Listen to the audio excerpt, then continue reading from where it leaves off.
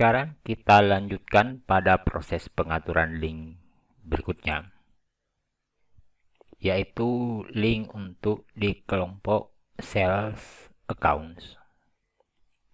Nah, ciri dari pengaturan link di kelompok ini, semuanya terkait dengan proses penjualan. Ya, jadi akun-akun ini biasanya terjadi di proses penjualan. Yang dimaksud dengan bagian penjualan sales, mulai dari ketika barang dipesan oleh pelanggan sampai dengan ketika ada barang yang harus dikembalikan. Jadi ranahnya ada di sana. Nah, pertama yang harus kita atur adalah asset account for tracking receivable. Oke, tapi sebelumnya saya sampaikan bahwa pengaturan link ini dikerjakan setelah akun-akun yang dimiliki oleh perusahaan selesai diinput. Ya. Oke, kita lanjut. Yang pertama dia butuhkan adalah asset account for tracking receivables. Nah, akun yang diminta di sini adalah akun yang ada di kelompok aset, karena dia sebut asset account. Nah, kita lihat akun di Mayop terdapat beberapa kelompok. Yang pertama aset, liability, dan seterusnya. Jadi yang dimaksud di sini adalah asset account, berarti harus ada di kelompok sini. For tracking, untuk menelusuri, untuk mencatat receivable, piutang. Nah, piutang yang dimaksud di sini adalah piutang yang muncul karena proses perdagangan yang dilakukan oleh perusahaan. Jadi bukan piutang yang lain, karena di dalam perusahaan bisa saja ada beberapa piutang, seperti piutang karyawan, ketika karyawan meminjam pada perusahaan, muncul piutang karyawan. Atau mungkin piutang-piutang yang lain. Ya, jadi piutang yang dimaksud di sini atau receivable yang dimaksud adalah piutang yang muncul karena transaksi penjualan secara kredit.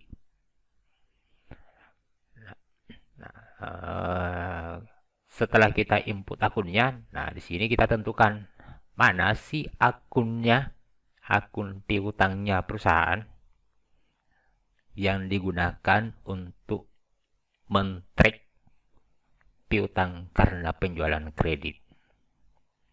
Nah, berikutnya adalah bank account for customer receive. Masih ingat ya? Ini ada bank account. Yang dimaksud dengan bank account adalah akun yang ketika diinput bertipe bank. Jadi tidak boleh akun yang bertipe yang lainnya. Jadi sini dimaksud bank account. For customer receive, alat pembayaran yang diterima dari customer ketika perusahaan melakukan penjualan secara tunai. Ya, jadi ini yang dimaksud dengan customer receive. Jadi misal kalau perusahaan menjual secara tunai, terus pembayarannya itu diterima dalam bentuk apa? Apakah diterima dalam bentuk uang tunai atau diterima melalui proses transfer dan lain-lain sebagainya. Nah, jadi di sini akun itu yang dimaksud. Kemudian selanjutnya di sini terdapat 4 checklist. Nah, kita lihat satu persatu. Yang pertama, I charge freight on sales. Ketika kita checklist, muncul keterangan income account for freight. Nah, ini maksudnya adalah akun pendapatan untuk angkutan. Akun pendapatan untuk angkutan ini maksudnya gini. Jika perusahaan melakukan penjualan kepada pelanggannya, kemudian atas permintaan pelanggan, barang-barangnya si pelanggan ini diangkut. Tapi diangkutnya bukan diangkut gratis loh ya. Diangkut tapi si pelanggan dikenakan biaya. Atau dengan kata lain, perusahaan memperoleh pendapatan karena proses mengangkut tersebut. Nah, itu yang dimaksud. Jadi ini adalah yang paling tepat mungkin, pendapatan angkut, penerimaan angkut, dan lain-lain sebagainya. Kemudian berikutnya, I track deposit collected from customers. Jadi maksudnya kita mencatat collected deposit atau pungutan atau yang diterima dari customer tadi. Penerimaan di sini yang dimaksud adalah depositnya si pelanggan, depositnya si customer. Nah, ketika kita checklist, muncul di sini pertanyaan liability account for customer deposit. Jadi customer deposit di sini maksudnya adalah uang muka dari pelanggan. Jadi ketika kita menerima uang muka dari pelanggan, nah itu yang diistilahkan dengan customer deposit. Makanya akun di sini yang dia maksud liability account. Ingat, uang muka yang kita terima dari pelanggan itu masih dalam posisi utang, liability. Ya. Jadi mungkin di sini down payment penjualan atau uang muka penjualan atau pendapatan diterima di muka, nah, sejenis itu. Kemudian berikutnya, I give discounts for early payment. Jadi ini adalah potongan karena early payment. Early payment itu maksudnya bisa membayar lebih cepat, patuh membayar. Disebut dengan istilah early payment. Nah, di sini diminta adalah expense or cost of sales for discount. Nah, berarti kata kuncinya di sini diskon. Nah, akun ini selama ini kan kita kenal diskon di daftar akun biasa adalah potongan penjualan, potongan pembelian. Nah, seperti di awal saya sampaikan, di sini terkait dengan penjualan.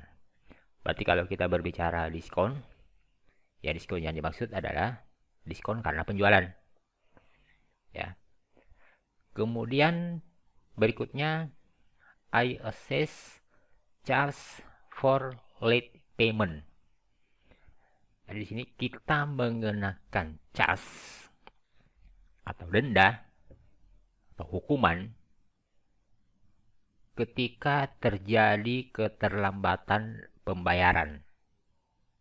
Ya, jadi misal customer kita ini terlambat melakukan pembayaran, dan karena kesepakatan yang dimiliki, jika customer terlambat maka akan dikenakan denda sejumlah tertentu. Denda tersebut itu dikategorikan sebagai pendapatan. Ya. Tapi jangan berdoa mudah-mudahan customer saya terlambat membayar supaya saya dapat pendapatan. Ya. Akun yang biasa cocok di sini mungkin pendapatan denda keterlambatan atau mungkin cukup denda keterlambatan. Denda yang dimaksud di sini adalah denda yang dikenakan kepada pelanggan ya, bukan yang dikenakan oleh perusahaan ketika terlambat membayar. Ya. Nah, keempat-empatnya ini bersifat opsional. Artinya dikondisikan pada kondisi perusahaan. Ada tidak akun seperti itu di dalam perusahaan? Karena bisa jadi ada perusahaan yang mungkin tidak menggunakan pendapatan angkut. Dengan kata lain, ya deh, semua barangnya si pelanggan ketika mau diantarkan, ya diangkut secara gratis. sehingga di akun perusahaan tersebut mungkin tidak memiliki atau tidak dikenal pendapatan angkut bagi perusahaan. Nah, berarti ini tidak wajib diisi. Supaya tidak terisi, maka checklistnya ini dilepas. Ya, itu kira-kira maksudnya. Tetapi ketika di checklist seperti ini, maka ini wajib diisi. Oke, mudah-mudahan sampai di sini mengerti apa yang harus diatur di link account kelompok sales links account.